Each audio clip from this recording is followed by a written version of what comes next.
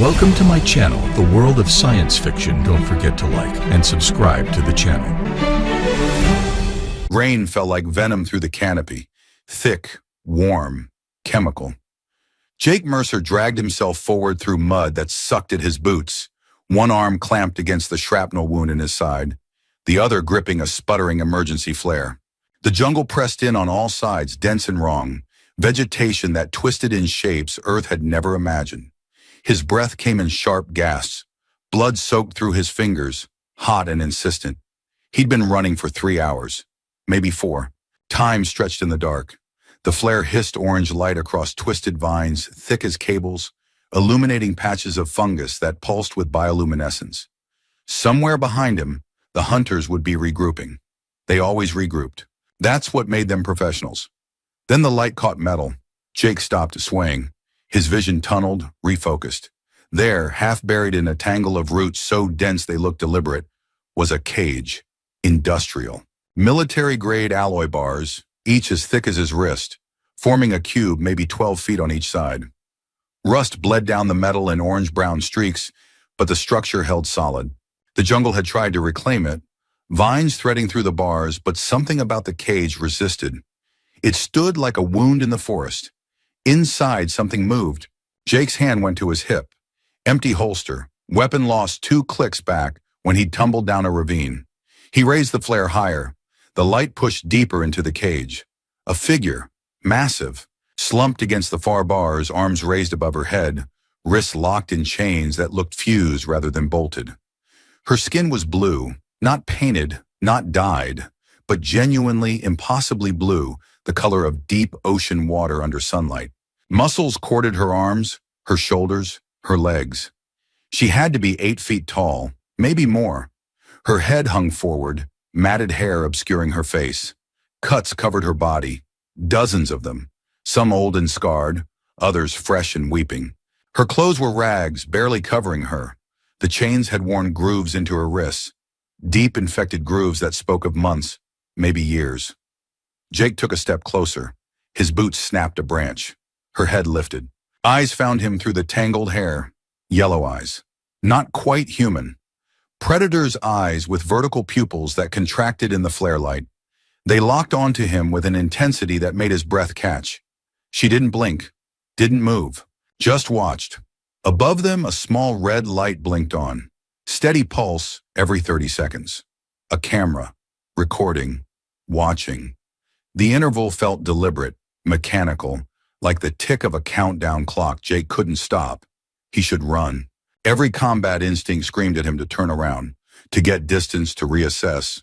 But Jake had spent the last 6 months on this planet watching good people die in cages, watching experiments, watching men in clean uniforms do things that kept him awake at night. He unhooked his ration pack from his belt. 3 nutrient bars left, a water pouch, some stim patches. Everything he had to survive until extraction, if extraction ever came. Jake knelt at the bars and slid the pack through. It landed in the mud near her feet. For a long moment, nothing happened. Then a laugh erupted from somewhere in the darkness, distorted, amplified, coming from a hidden speaker. The sound bounced off the trees, making it impossible to locate. "Don't waste your food, soldier boy." The voice was male, educated, amused. Jake had heard voices like that before. Officers who smiled while they signed execution orders. "She only eats men. Ask my partner, or what's left of him." Static crackled. Then silence except for the rain and Jake's ragged breathing. The Giantess raised her head fully now, slowly, deliberately. Her gaze moved from the ration pack to Jake's throat. Her lips, cracked, bloody, parted slightly. Her tongue slid across them, tasting the air. Or tasting the thought of him. Jake's hand didn't pull back from the bars. Her yellow eyes narrowed, pupils dilating slightly, reading him, measuring him. She shifted against the chains, and for the first time Jake heard her voice. "Who did this to you?" It came out quiet, almost gentle. His hand moved to his side, to the wound still bleeding. "Mercenaries," he said. "Corporate security. Guess they don't like witnesses." "No." Her voice dropped lower, became a growl that vibrated in his chest. "Who did this to you?" She meant species, She meant humanity. Jake met her eyes. I'm not them. You're all them. She shook the bars and the entire cage trembled. Roots snapped. Mud shifted. The chains didn't give an inch. Your kind put me here. Your kind cut me open. Took samples. Laughed when I screamed. Her muscles bunched. Tendons standing out like cables. For a second, Jake thought she'd tear the whole structure down. Then she sagged, breathing hard, sweat cutting lines through the grime on her skin. Your pity is an insult. She turned her face away. Leave before I decide your dinner. Jake stayed. The flare sputtered, casting wild shadows. No one should rot in a cage. From the speaker, static hissed back to life. A whisper this time, intimate and cold. That's it, Mercer. Get closer. Let's see if Mercy still bleeds. A red dot appeared on Jake's chest. Laser targeting, military precision. It danced across his sternum, then his throat, then back to center mass. Jake didn't notice. He was looking at the lock mechanism, trying to understand how the cage opened. But she noticed. Her pupils contracted to slits. Her body tensed, not with aggression, but with something else. Warning. She couldn't speak, couldn't point, but her gaze locked onto the red dot, then flicked to the trees above, then back to Jake with an intensity that screamed danger. Jake saw her expression change and froze. Back away, she said quietly. Slowly. He did, hands raised, moving 3 steps back. The red dot vanished. Static laughed again, disappointed. Smart girl, but he'll come back. They always come back. The speaker went dead. Jake circled the cage, keeping low, studying the lock. It wasn't standard issue. Nothing on this planet was standard. The mechanism looked organic, grown rather than built, with curves that hurt to look at and a faint bioluminescent pulse at its core. Alien tech probably scavenged from the native species before the corporations wiped them out. You can't open it, she said. Better men have tried. Better men didn't have a reason. What reason? Jake pressed his palm against the lock. It was warm, almost feverish. A sharp edge caught his skin, slicing deep. Blood welled up, spilled over, dripped onto the cage floor. The effect was instantaneous. The giantess inhaled sharply. A full-body reaction, her back arching, chains snapping taut. Her nostrils flared. Her pupils blew wide, eclipsing the yellow. Jake could hear his own heartbeat suddenly, thundering in his ears, too loud, too fast. Each pulse pushed more blood from the wound. His breath came in short gasps that seemed to echo in the sudden, terrible silence. No birds, no insects, no jungle sounds. Just his racing heart and her ragged breathing and the wet drip of blood hitting mud. A sound built in her throat, low and hungry, something between a growl and a moan. Jake jerked back, cradling his bleeding hand. She lurched forward against the chains, straining, fangs bared. Real fangs, longer than his fingers, designed to tear meat from bone. Every muscle in her body locked into predatory tension, instinct overriding thought. He expected her to lunge, to try to reach through the bars, to scream for his blood. Instead, she slammed her fist against the bars, away from him, and roared, not at Jake, at herself. A sound of pure rage and self-hatred that echoed through the jungle and sent birds scattering from the canopy. She turned her head violently away, pressing her face against the far wall of the cage, breathing hard and fast. Leave, she gasped. Now. Before, tell me how to open it. I said leave. Tell me. Silence. Rain hammered the canopy. Jake's blood dripped steadily onto the mud, each drop a small percussion of temptation. When she spoke again, her voice was hoarse, scraped raw. There's a hidden catch. Below the main lock. Twist it. Counter sunwise. Jake knelt again, found the catch, a small organic node barely visible in the mechanism's underside. He twisted. Pain shot up his wounded hand, but he kept pressure steady. A hiss, a click that felt biological. The chains retracted into the cage floor like living things, sliding through mechanisms Jake couldn't see. The door swung open with a groan of protesting metal.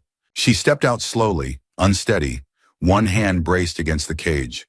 Standing at full height, she was massive, at least 8.5 feet, all corded muscle and predatory grace despite the wounds, despite the starvation. She trembled, either from weakness or from the effort of not attacking him. Then she froze. In the trees above, a faint mechanical whir. A pea-sized IR sensor blinked red in the canopy, locked onto both of them. The speaker roared back to life, volume cranked high enough to hurt. "And the animals are loose! Perfect! Let's make this sporting!" Floodlights exploded among the trees, dozens of them, mounted in positions that turned the jungle into an arena. The light was blinding after the darkness, white and surgical. Jake threw up an arm, squinting against the glare. Figures moved in the illuminated spaces, 6 hunter-killer squads fanning out, thermal scopes sweeping the mud-hot jungle. Men in tactical gear, faces hidden behind mirrored masks, weapons raised. Jake counted movement patterns, flanking positions, overlapping fields of fire, professional coordination. He dove for the weapons case he'd seen earlier, half hidden in the undergrowth near the cage, yanked it open. Inside, a rifle, polymer frame, half a magazine left, not nearly enough. She grabbed a broken spear leaning against the cage. Its shaft snapped halfway down, the head jagged with rust and something that might have been dried blood. They ran, side by side through the ferns, through mud that grabbed at their legs, under vines that whipped their faces. Behind them, the jungle lit up with tracer fire. Bright lines of death cutting through the rain, chewing apart vegetation, sending splinters and sap spraying. "Why help me?" she shouted over the gunfire, her voice barely audible above the chaos. "Because I can't stand men like him," Jake answered, pumping his legs, ignoring the fire in his side where the wound reopened. "Then you're already prey," she hissed. But she didn't slow down. And when a mercenary stepped out from behind a tree directly in their path, it was her spear that punched through his visor before Jake could even aim. They kept running. The jungle became a blur of green and violence. Jake fired blind behind them, not aiming, just creating noise and danger. His magazine emptied with a hollow click. A bullet shattered the ration pack still strapped to his belt. The impact spun him sideways, and for a horrifying second, he thought he'd been hit. But it was just the pack, torn open, nutrient bars and water pouch scattering into the mud. Time seemed to slow. Jake watched the crumbs fall, golden brown fragments tumbling through rain-slicked air, landing in dark mud, mixing with water and blood. The food he'd offered through the bars, the gesture that had started everything. Now just debris crushed underfoot as they ran. She grabbed his arm, her hand enormous, grip iron strong, and hauled him forward. The moment broke. Speed returned. They burst through a wall of vegetation and stopped. Cliff. Sheer drop into mist so thick it looked solid. No way down, no way around. Above them, a mechanical sound, smooth, professional. A figure descended on a cable rig, harness gleaming, helmet lights burning red like demon eyes. He touched down 15 feet in front of them, rifle already raised. The weapon was custom, expensive, the kind of thing that said, "I hunt for pleasure, not necessity." The hunter's voice came through speakers in his helmet, modulated but still recognizably the same voice from before. "You both look beautiful together. Really, I'll take your heads home. One for science," he gestured at the giantess. "One for sport." He leveled the rifle at Jake. Jake stepped forward, holding the empty rifle like a bluff, like he still had rounds, like he had any leverage at all. "You're making a mistake." "Am I?" "You freed the specimen. You destroyed corporate property. You're a criminal and a traitor, Mercer. This is pest control." "Then do it, but leave her out of it." The hunter laughed. "Adorable. But she's the whole point. Do you know what she is? Not just alien, apex predator alien. Her species hunted the colonists for food until we put them down. She's the last one. A museum piece. And you just set her loose." He squeezed the trigger. The shot rang out, but the world stretched, warped, slowed to syrup.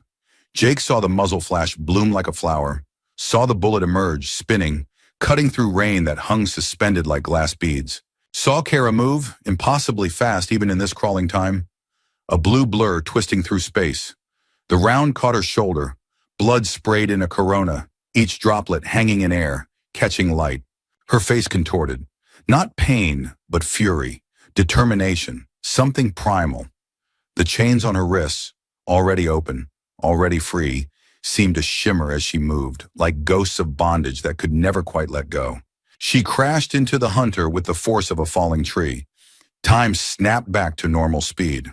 Both of them tumbling, tangled in the cable rig, momentum carrying them toward the cliff edge. The hunter's rifle clattered away. His helmet cracked on rock. They rolled once, twice, 3 times toward the cliff edge.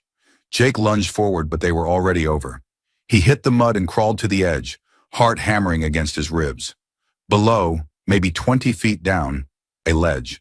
The hunter hung from his cable, body limp, neck bent at an angle that said dead.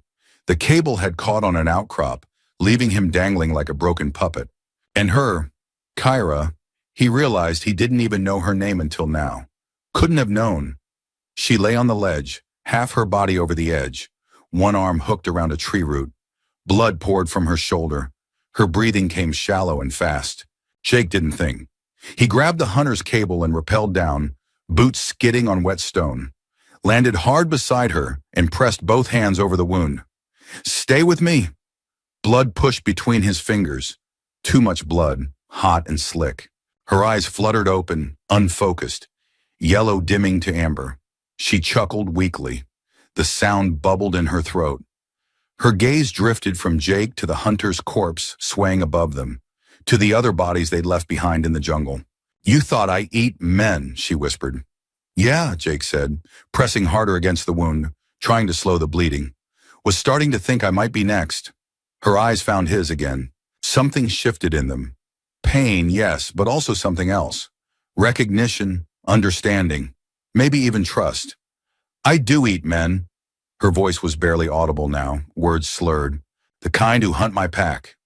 Rain began again, soft at first, then harder, drumming on the leaves above, washing over both of them. It ran red down the stone, carrying away blood and mud and the stink of gunfire.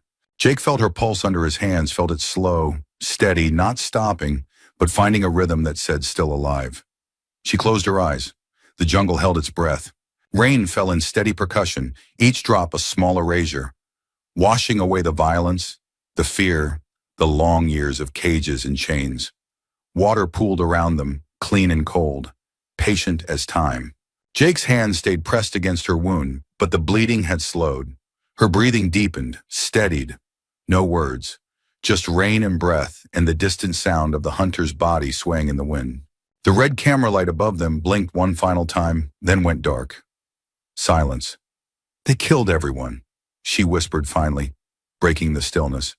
"My sisters, my mothers, burned the nest, said we were monsters, said we were too dangerous to let live." "You're not—" "I am." Her hand moved, covered his, squeezed with terrifying gentleness. "But so are they. Difference is, I only kill the ones who hunt." Jake looked up at the hunter's body, at the armor that probably cost more than a colony settlement, at the equipment designed for one purpose, to turn death into entertainment. "He's not the last," Jake said quietly. "I know." She opened her eyes and they were sharp again, focused, burning with something that went beyond survival. "But neither am I. Not anymore." She pushed herself up, slowly, painfully, until she was sitting with her back against the tree root. The bullet wound still bled, but less now. She tore a strip from what remained of her clothing and wadded it against the hole with practiced efficiency. "You should leave," she said. "This planet isn't yours. It's not theirs either." "No, it was ours. Before the ships came, before the corporations decided we were in the way of profit margins." She looked at him, really looked, studying his face with those predator eyes. "You're different." "Not really. I just got tired of following orders." "Then what will you do now?" Jake had no answer. He'd freed her because it was the right thing to do, because leaving someone in a cage to rot went against everything he'd once believed in. But he hadn't thought past that moment, hadn't considered what came after. The jungle fell quiet around them except for rain and distant thunder. Somewhere above, the floodlights still burned, but no one was coming. Not yet. They'd found 2 corpses and lost signal on the hunter. They'd regroup, call for reinforcements, come back with overwhelming force. "There's a settlement," Jake said slowly. "Underground. Deserters mostly. People who couldn't stomach what the corporations were doing. They took me in after I ran. They'd take you too. Why? Because they're trying to survive. Because they believe this planet deserves better than strip mines and trophy hunts. He met her eyes. Because you're not the monster. They are. She was quiet for a long time. Rain ran down her face and through her hair over the cuts and scars that mapped a history of captivity and torture. When she finally spoke, her voice carried a weight that made the words feel like an oath. Then I'll help them. But I want something in return. What?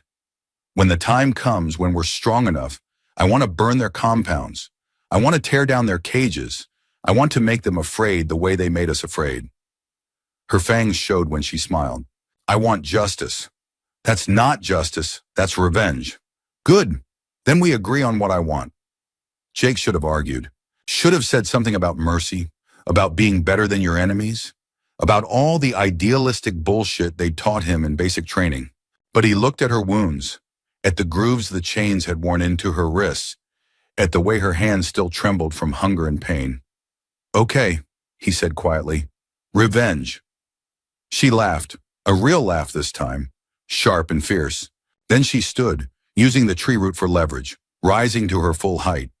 Even wounded, even starving, she was magnificent. Apex predator, the hunter had called her. He'd been right, just too stupid to realize what that meant. What's your name? Jake asked. Kyra, yours? Jake Mercer. Jake Mercer. She tested the syllables, made them sound like a challenge. You freed me. That makes you either very brave or very stupid. Probably both. Good. I only trust the stupid brave ones. She picked up the hunter's rifle from where it had fallen, checked the magazine, nodded approval. Can you walk? Jake pressed a hand to his side. The bleeding had slowed but not stopped. Every breath hurt. Yeah. Then we move. They'll send drones soon. Flying ones. Harder to kill. She started climbing back up to the main level, moving with surprising speed despite her injuries. Jake followed, using the cable, every muscle screaming.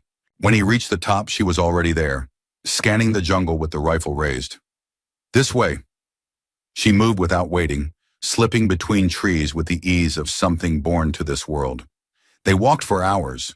The rain never stopped, and neither did they. Kara led, reading the jungle like texts, finding paths Jake couldn't see, avoiding mud traps and sinkholes and the territories of things that made the ferns rustle in ways that suggested too many legs. He followed one foot in front of the other, watching her back, trusting her with his life because he had no other choice. The ration pack was gone. His water was gone. His strength was draining away with every step, with every beat of his heart that pushed more blood out the hole in his side. But he didn't stop, because Kyra didn't stop. Because she'd been in that cage for however long, months, maybe years, being cut and studied and starved. And she was still walking, still fighting, still alive.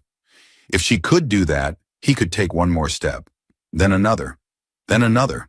Dawn came slowly, filtered through the canopy in shafts of green-gold light that made the jungle look almost beautiful. Birds called, native species, their songs alien and strange. Insects hummed in frequencies that made Jake's teeth ache. Kara stopped at the top of a ridge. Below, a valley opened up, thick with morning mist. She crouched, motioned for Jake to do the same. There, she said quietly, pointing. Jake squinted through the mist. At first, he saw nothing. Then, shapes. Regular shapes, too geometric to be natural.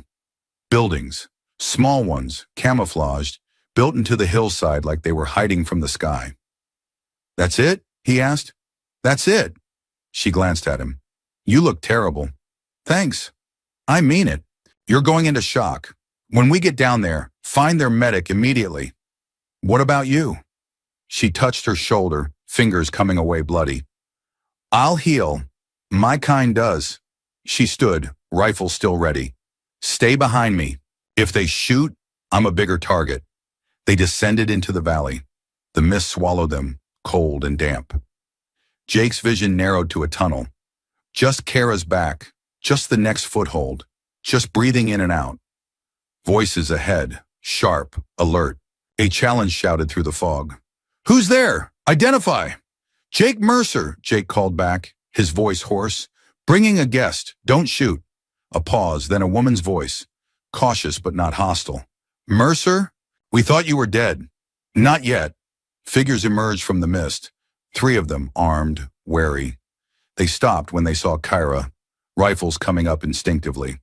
Easy, Jake said, stepping between them and her. She's with me. That's one of them, a man said, voice tight with fear. The natives, I know what she is. Jake swayed, caught himself. And I know she just saved my life. We let her in, or you can shoot us both. The woman, Jake recognized her now. Eva, former corporate medic, studied them both.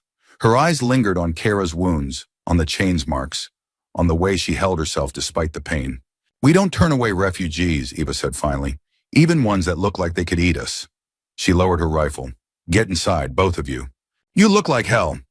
They followed her down into the settlement, through hidden entrances, down carved tunnels, into a warren of rooms that smelled like sweat and recycled air and coffee. People stared as they passed, whispered. Some grabbed weapons, but no one fired. Eva led them to what passed for medical, a room carved out of rock, lined with stolen equipment and supplies. She pointed Kara to a bunk. Sit, I'll treat that shoulder. Kara hesitated, looked at Jake. It's okay, he said. She's good people. Only when Kyra sat did Jake let himself collapse onto another bunk. Eva caught him before he hit the floor, eased him down, started cutting away his bloody shirt. Stupid, she muttered, cleaning the wound. Stupid, brave idiot. What were you thinking? Wasn't, Jake managed. Just couldn't leave her there. Eva paused in her work, glanced at Kara across the room. The giantess sat still while Eva's assistant, a young man who looked terrified, cleaned and stitched her shoulder. She didn't flinch, didn't make a sound, just watched everything with those yellow eyes, taking in every detail, every exit, every potential threat. She's going to be a problem, Eva said quietly. Yeah, Jake agreed. A problem for them. Eva smiled despite herself. Get some sleep, Mercer. You've earned it. But Jake didn't sleep. Not right away. He watched Kara across the room, watched her watch the world, and thought about cages and freedom and what came next. Revenge, she'd said. Justice through fire and blood, and the end of empires built on cruelty. And lying there, bleeding and exhausted, and finally safe for the first time in months, Jake found he didn't disagree. Outside, the rain continued. The jungle breathed and grew and waited. Above it all, in orbit, the corporate ships hung like patient vultures, waiting for the next profit opportunity, the next indigenous species to classify and exploit and eliminate. But in the tunnels below, something new was growing. An alliance, a partnership. A wounded soldier and a freed predator, bound together by violence and mercy, and the shared understanding that sometimes the only way to stop monsters was to become something worse. Kyra's eyes found his across the room. She didn't smile, didn't nod, but something passed between them. Acknowledgement, agreement, a promise sealed in blood and rain, and the bitter taste of freedom. The medic finished with her shoulder, stepped back nervously. Kara stood, tested her arm, flexed the wounded muscles.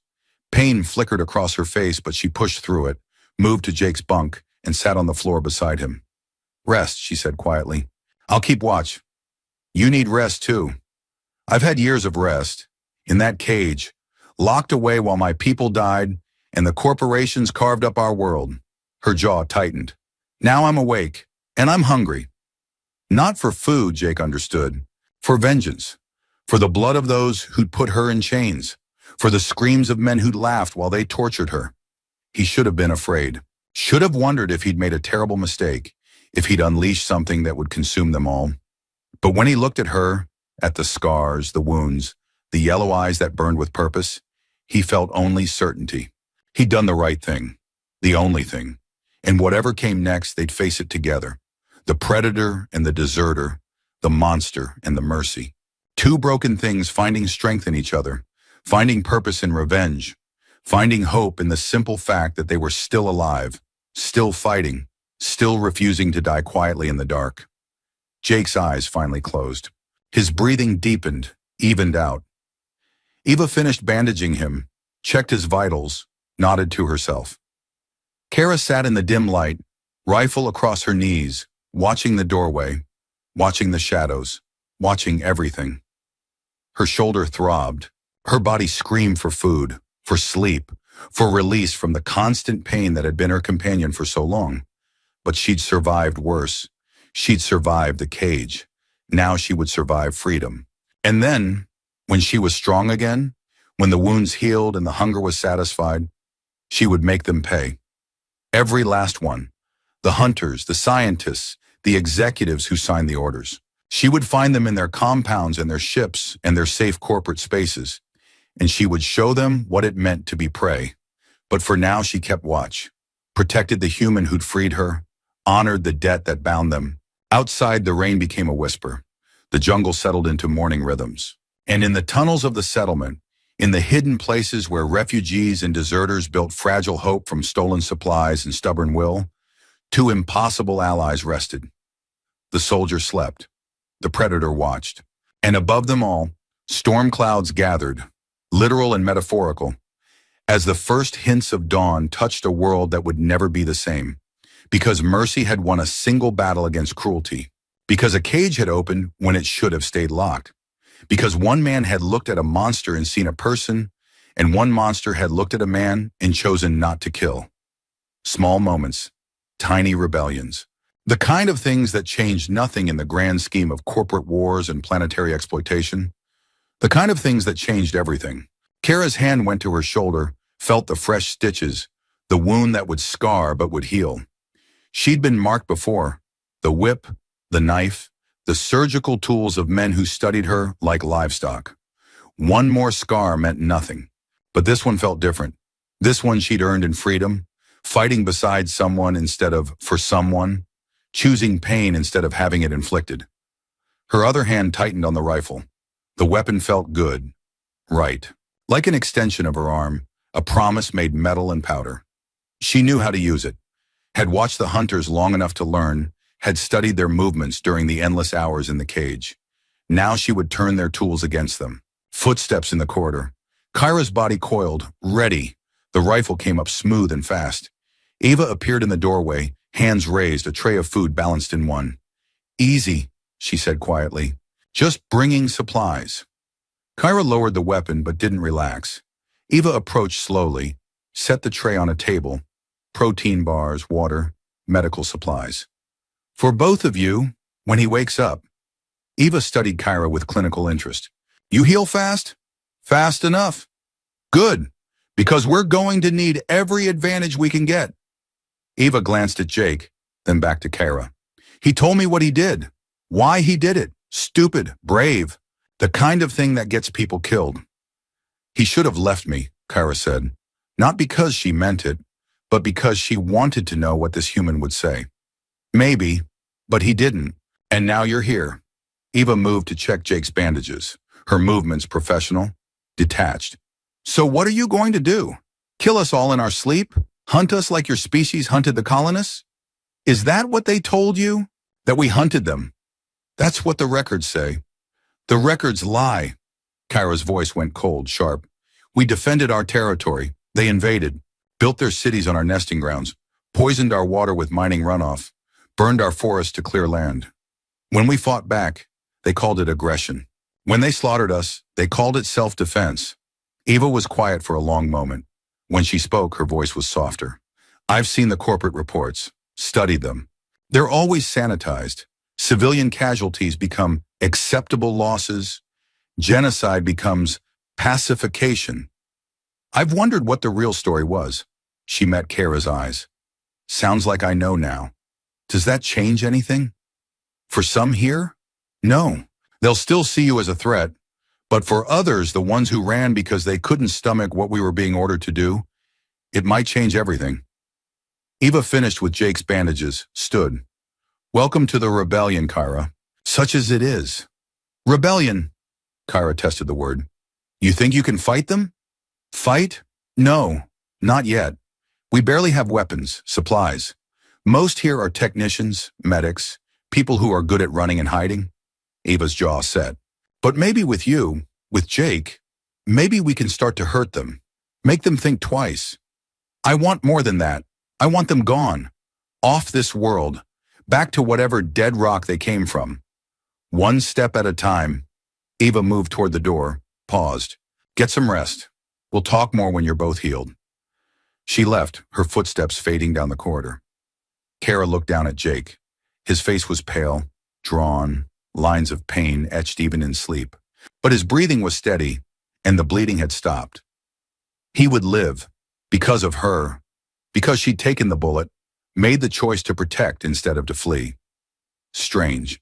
In the cage, she dreamed only of escape, of revenge, of tearing apart the men who'd captured her.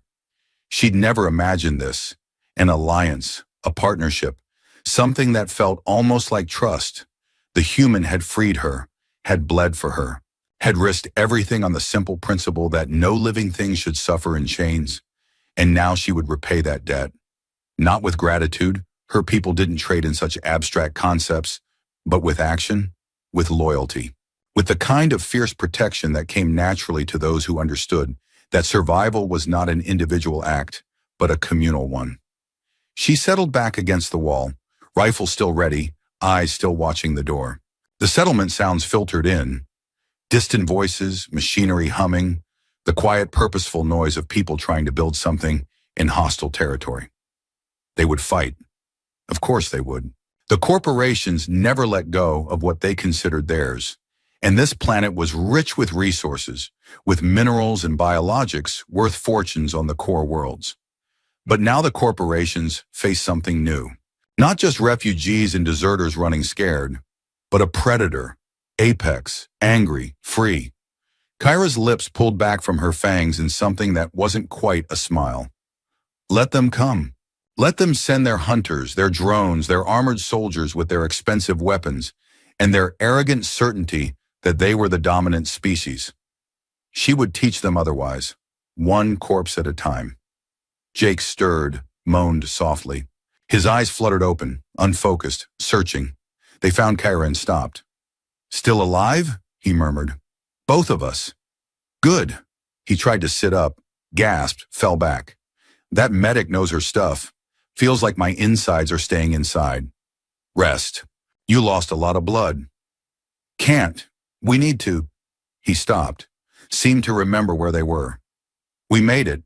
To the settlement. We did. He was quiet for a moment. Then, thank you for taking that bullet. You freed me from a cage. I returned the favor. Kara shifted, the rifle clicking softly against the floor. We're even now. Are we? Jake's eyes held hers. Because it doesn't feel even. Feels like we're just starting. Before she could answer, alarms shrieked through the tunnels.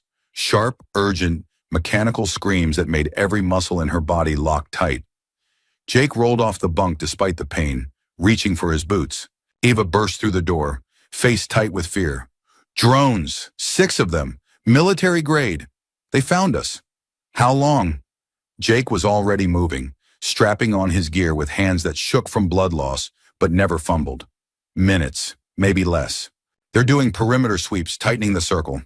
Eva turned to Kara. Can you fight? Kara stood, testing her shoulder. Pain flared white hot, but the limb functioned. Yes. Then come. Both of you. Command center. Now. They ran through corridors filling with people. Frightened people, civilians mostly, grabbing children and supplies and moving toward the deeper tunnels. No panic, Kara noted. These humans had drilled for this. They knew how to evacuate. The command center was a carved chamber lined with stolen monitors and communication equipment. A dozen people crowded around the screens, watching 6 red dots converge on their position from different angles. A gray-haired man looked up as they entered. Marcus Hale, Jake had mentioned him before, former corporate security, the one who'd started this whole settlement. His eyes locked on Kara and widened, but he didn't reach for a weapon. Mercer, you brought company.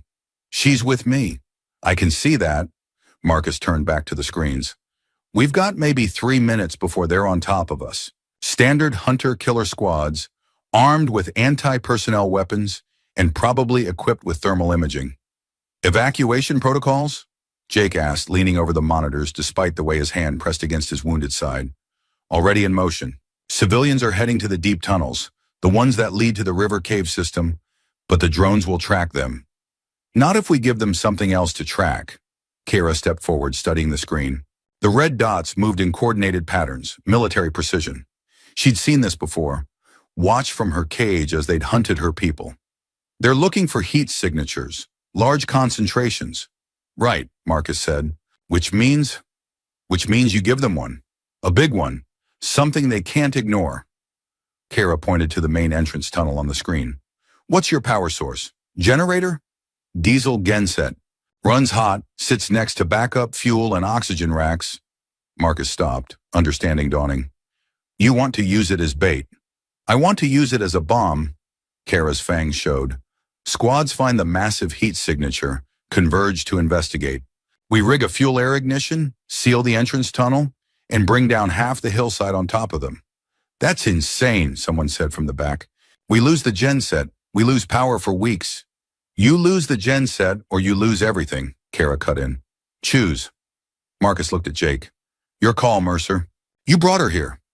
Jake studied the screens, the red dots tightening their noose, the countdown in his head that said people were going to die if they didn't do something fast. Then he looked at Kara, at the predator who'd been caged, studied, tortured, who'd survived because survival was what predators did. Do it, he said. Rig the ignition. Marcus nodded once. You heard the man. Ramirez Quinn, get to the generator room, start prepping the fuel air mix. Set igniter for 3 minutes, no more. Everyone else, final evacuation, go, go, go. The room exploded into motion. Kara grabbed Jake's arm as he moved toward the door. You can't fight, not like this. Watch me. Jake. She said his name like a command, like something that demanded obedience. You're bleeding again. I can smell it. You go out there, you die. Then I die covering the evacuation. That's the job. The job is survival. Her grip tightened, not enough to hurt, but enough to hold him in place. Your people need you alive. They need someone who'll make the hard choices, who'll free prisoners and trust monsters. You die now, they lose that. And what about you? Jake's voice dropped low. You're wounded too. That shoulder will heal. My kind survives what kills yours. It's why they feared us. She released him, picked up the rifle, checked the magazine with movements that spoke of instinct and practice. I'll buy you the time. Get your people out. Kyra, this is my world, Jake. My planet they're hunting on. My people they exterminated. Her yellow eyes burned in the dim light. Let me do what I was born to do. She moved before he could argue, before Marcus could stop her, flowing out of the command center like water finding a channel. Jake took 2 steps to follow and Eva caught his arm, held him back with strength that surprised him. She's right, Eva said quietly. You're no good to us dead. And Eva watched Kara disappear down the corridor. She's something else entirely. Jake wanted to argue, wanted to follow, but the bleeding had started again, hot wetness spreading under the bandages, and his legs trembled with exhaustion that went beyond the physical. He'd been running on adrenaline and stubbornness, and both were finally failing. Get him to the evac point, Marcus ordered. I'll coordinate the collapse. Eva pulled Jake toward the deep tunnels, toward safety, toward survival. He went, hating every step, hating the weakness in his body that kept him from fighting beside her. Behind them, alarms continued to shriek. Kara moved through the settlement like a ghost, silent despite her size, using shadows and corners the way her people had always used terrain. The humans scattered before her, some with fear, some with curiosity, all with the urgency of people who knew death was coming. She found the main entrance tunnel, wide enough for supply vehicles, steep enough to make climbing difficult. At the bottom, the diesel genset chugged with mechanical rhythm, heat shimmering off its housing. Beside it, racks of oxygen cylinders stood like sentries, and fuel drums lined the wall. 2 humans worked frantically, Luis Ramirez cracking open an ammonia canister with gloved hands while Nara Quinn rigged wiring to an improvised timer. How long? Kyra asked, her voice making both of them jump. 2 minutes, maybe less, Quinn answered without looking up. Fuel air mix is almost ready. When it goes, everything in a 100-meter radius turns to fire and pressure. Good. Kara studied the tunnel entrance, the angles, the sightlines. Get out, I'll handle the rest. But go, now. They ran, smart, survival instinct. Kyra approved. She climbed halfway up the tunnel, found a position with good coverage, and settled in to wait. The rifle felt good in her hands. Alien design, human engineering, but the principle was universal. Point, squeeze, kill. Simple, honest. The squad sound came first. Boots on stone, tactical movement, weapons discipline. 6 distinct patterns converging. Kyra's ears tracked them, triangulated positions. They were spreading out, approaching from multiple angles. Professional, efficient. They would die professional and efficient. The first soldier appeared at the tunnel mouth. Tactical vest, helmet-mounted optics, rifle with undermount grenade launcher. His thermal scope swept the tunnel, found the massive heat signature from the rigged gen set, locked on. He came in fast, aggressive, confident in his armor and training. Kara shot him through the throat, above the vest line. He dropped without a sound, blocking half the entrance. The others learned. They held position outside, using the body as cover, scanning for threats. Kyra could feel their scopes washing over her position. Thermal, electromagnetic, probably acoustic. They knew she was here, knew something dangerous waited in the dark. But they'd been given a target, and soldiers were nothing if not obedient. 2 came in together, flanking, covering each other's approach. Smart. Almost smart enough. Kyra waited until they committed, until they were deep in the tunnel where maneuverability meant nothing, then opened fire. The rifle bucked against her wounded shoulder, pain like lightning, but she'd had worse, and the first man took 3 rounds center mass, armor cracking. The second tried to retreat, but she'd already adjusted, walking rounds up his legs until he fell and didn't move. 3 down, 3 to go. Her hearing picked up something new. Not boots, but a deeper sound, heavier. She risked a glance at the gen set and timer. 60 seconds, maybe less. The air around it shimmered with heat and chemical vapor. Ammonia smelled sharp and deadly. The remaining squads had learned caution. They held position, probably calling for backup, probably transmitting her position to every corporate asset within range. Good, let them come. Let them send everything they had. She'd kill them all, or die trying, but either way, the humans would have time to run. Movement at the entrance. Not squads this time, but something worse. A figure in heavy tactical armor dropped into view, weapon raised, visor glowing red. Not automated, piloted, human hunting human, with alien prey for sport. The hunter's voice boomed through speakers, amplified, godlike. Last of your kind, aren't you? We thought we'd gotten all of you. But corporate likes to be thorough. There's a bonus for your corpse, alive or dead, though dead is easier. Kara said nothing. Let him talk. Let him feel superior. Predators were patient. Come out. Maybe I'll make it quick. Maybe I'll even let some of your human friends live. What do you say? She answered with the rifle. 3-round burst center mass. The bullet sparked off his armor, deflected, did nothing but announce her position. The hunter laughed and returned fire. The minigun opened up, chewing through stone and metal, forcing Kyra to scramble back as her cover disintegrated. She rolled behind a support column, felt impacts shudder through the rock, felt dust and fragments cutting her skin. 30 seconds. The gen set's rhythm changed, stuttering, unstable. Chemical vapor thickened in the air. Stubborn, the hunter said, advancing up the tunnel. I like that. Makes the hunt more satisfying. He was between her and the exit, between her and survival, exactly where she wanted him. Kara dropped the rifle, empty anyway, and drew the hunter's knife she'd taken off a corpse earlier. 6 inches of folded steel, sharp enough to split molecules. Not her preferred weapon, but her people had learned to improvise during the long years of extermination. She stepped out from cover. The hunter's gun tracked her instantly, but he didn't fire. Not yet. Curious, maybe, or savoring the moment. Hunters always wanted to see fear before the kill. He saw none. Kara walked toward him steadily, knife held low, eyes locked on his visor. That's far enough, he said. But there was uncertainty now, a crack in the superiority. You know what we did? Kara asked, still walking. My people, before yours came. We hunted in packs, coordinated, communicated across miles of jungle with calls you couldn't hear, took down prey 10 times our size through patience and planning, and the understanding that survival meant community. Fascinating. I'll be sure to put that in my report before I... She was on him before he could finish, faster than his reaction time, faster than his armor's targeting systems. The knife found the joint at his shoulder, slid through soft underarmor, severed tendons. His gun clattered away.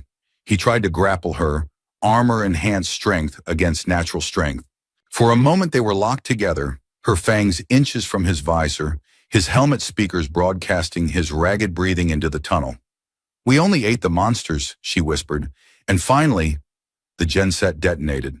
Kara felt the shockwave before she heard it. Pressure wave that turned the air solid.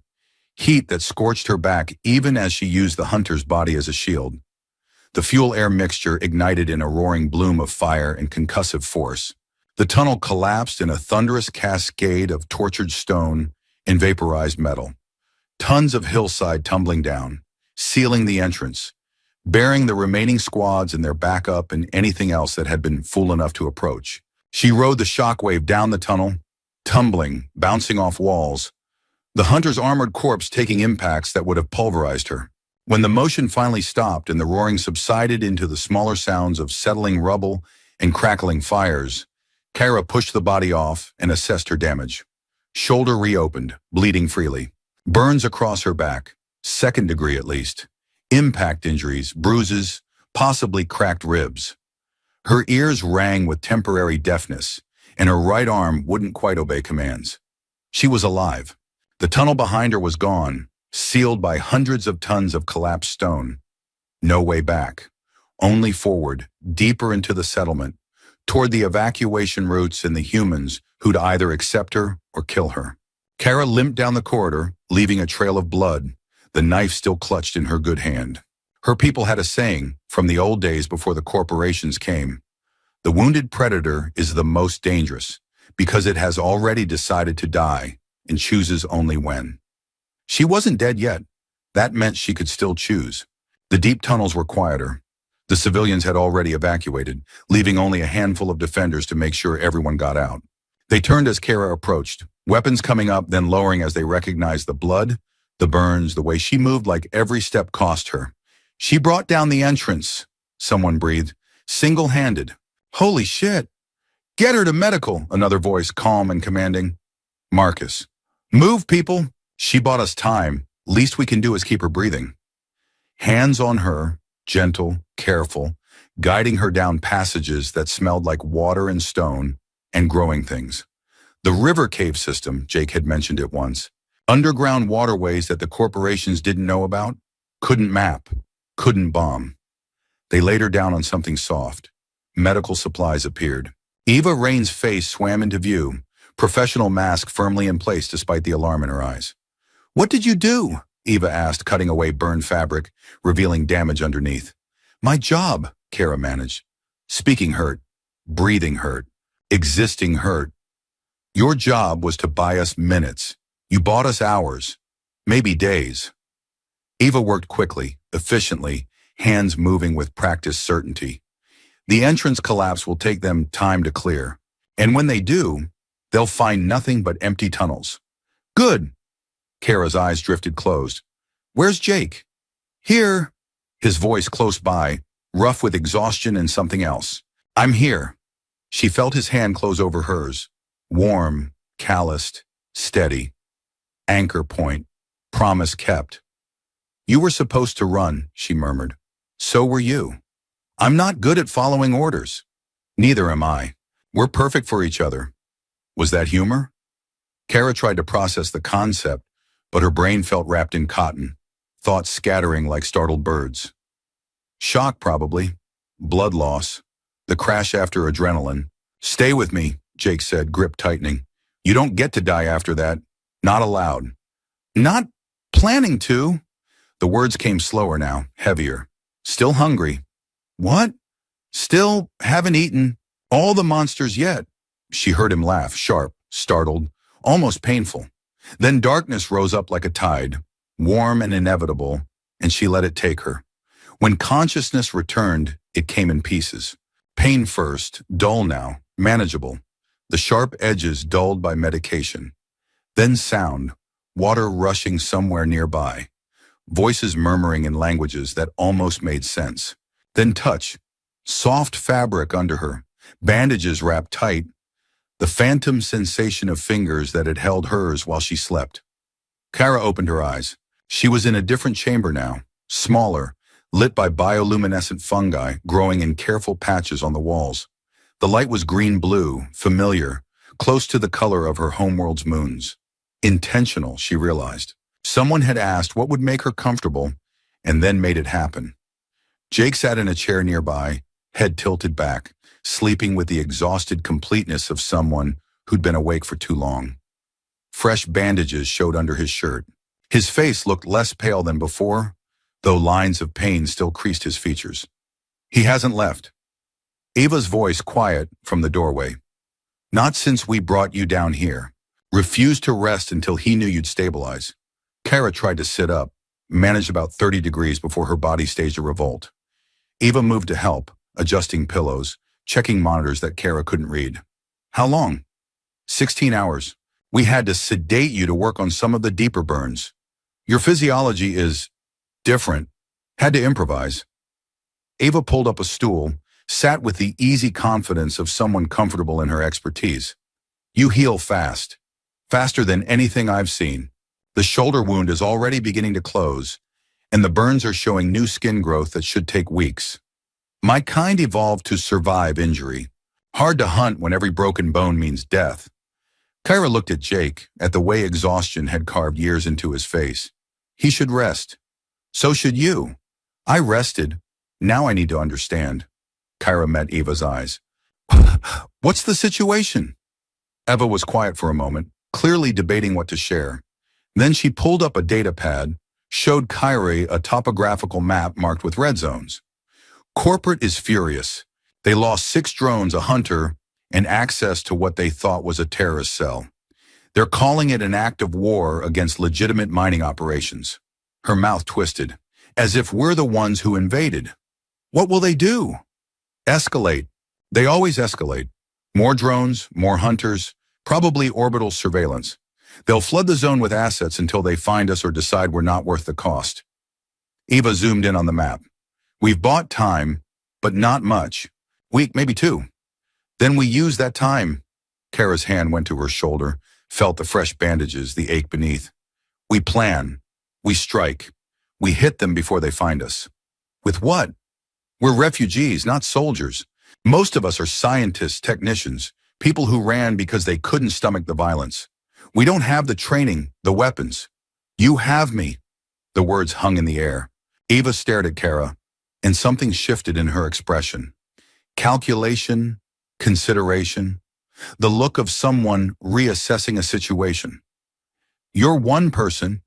Even with your abilities, you can't fight an entire corporate security force. No, but I can teach. Train. Turn your refugees into something that fights back. Kara pushed herself up straighter despite the pain. My people survived for cycles against superior technology by learning to think like prey while fighting like predators. Ambush tactics. Terrain advantage. Making every battle cost more than they want to pay. Guerrilla warfare. Is that your word for it? We called it Keshtar. The art of making hunters bleed. Eva studied the data pad, then Kara, then Jake still sleeping in his chair.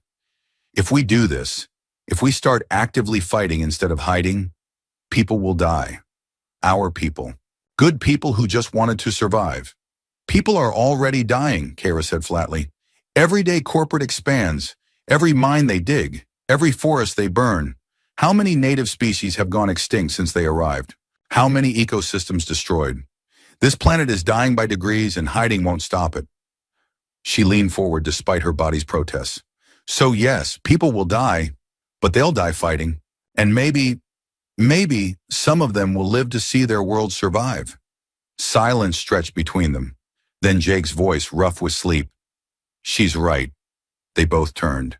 He hadn't moved, hadn't opened his eyes, but he was clearly awake. Had been awake, listening. I've seen what corporate does to planets they consider resources. Strip them bare, squeeze out every credit of profit, then move on to the next world. It's not sustainable. It's not ethical. It's just efficient. He opened his eyes, sat up slowly. I ran because I couldn't be part of it anymore. But running doesn't stop it. Only fighting does. You can barely stand, Eva pointed out. Neither of you is in condition to fight. Not today, but soon. Jake looked at Kara, and something passed between them. Understanding, agreement, a shared certainty that came from having already chosen death and found themselves alive instead. We train while we heal, build up our strength, and when we're ready, we make them remember why predators are dangerous. Eva shook her head, but Kara could see the resignation in her eyes, the acceptance. Marcus isn't going to like this. Marcus doesn't have to like it, Jake said. He just has to not stop us. And if he does, Jake's expression hardened, then he can explain to everyone here why he'd rather hide and hope than fight and survive. Eva stood, the data pad clutched in her hand. I'll talk to him, see if he's willing to listen. She paused at the door.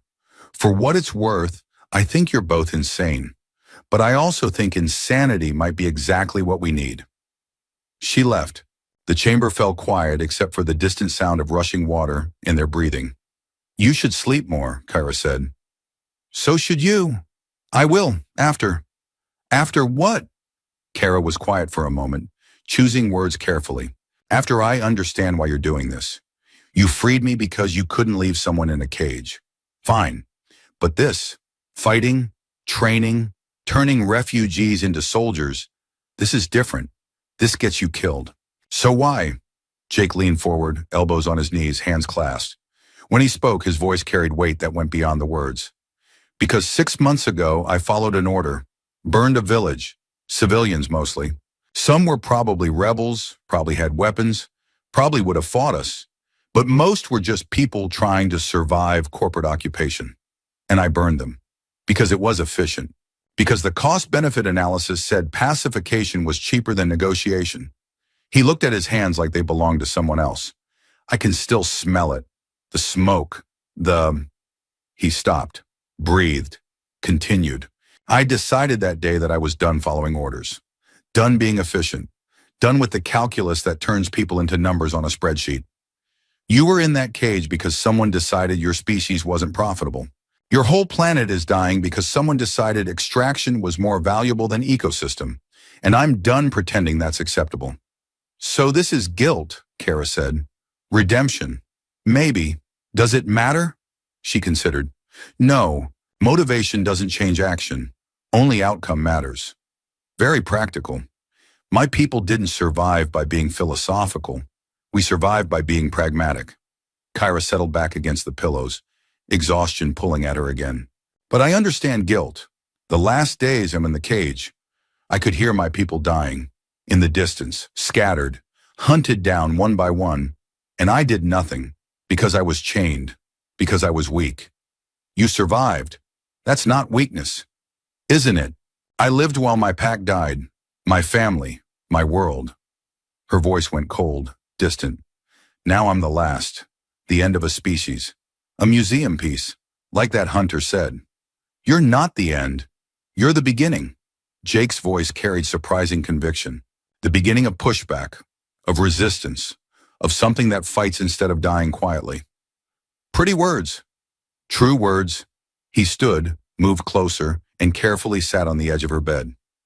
I freed you because it was right, but I'm fighting beside you because I believe we can win. Not today, not tomorrow, but eventually, if we're willing to pay the cost. The cost will be high. I know. People you care about will die. I know. And we might lose anyway. Corporate has unlimited resources, unlimited reinforcements. We have caves and stolen weapons and desperation. I know. He smiled despite everything. But we also have you, an apex predator who survived torture and starvation and the end of her species. That has to count for something. It counts for revenge, Kyra said quietly. Nothing more. Then revenge will have to be enough. They sat in silence for a while. Two broken people in a cave beneath a dying world, making promises neither was sure they could keep. But the promises felt good anyway. Solid. Real. Eventually Jake stood, swaying slightly. Get some rest. Both of us need it. He moved toward the door. Jake! He turned back. Thank you for not leaving me in that cage. Thank you for taking that bullet. We're even now, she said, echoing her words from before. No, he said quietly. Now we're partners. He left. Kara lay in the green-blue light, feeling pain and exhaustion and something else. Something she hadn't felt since before the hunters came, since before her world burned. Purpose. She would heal. She would train. She would turn these refugees into soldiers and these caves into a fortress. She would teach them Keshatar, the art of making hunters bleed, the wisdom her people had earned through cycles of survival against impossible odds. And then she would hunt, not for food, not for territory, but for justice, the kind of justice that came with fangs and fire and the absolute certainty that some debts could only be paid in blood. The corporations had killed her people, had caged her, tortured her, tried to break her into something obedient and profitable. They had failed, and now they would learn what failure cost. Kara closed her eyes and let sleep take her again, already dreaming of battles to come, of corporate compounds burning, of hunters running scared through jungles that suddenly remembered how to kill. She only ate the monsters, and finally she wasn't hungry anymore.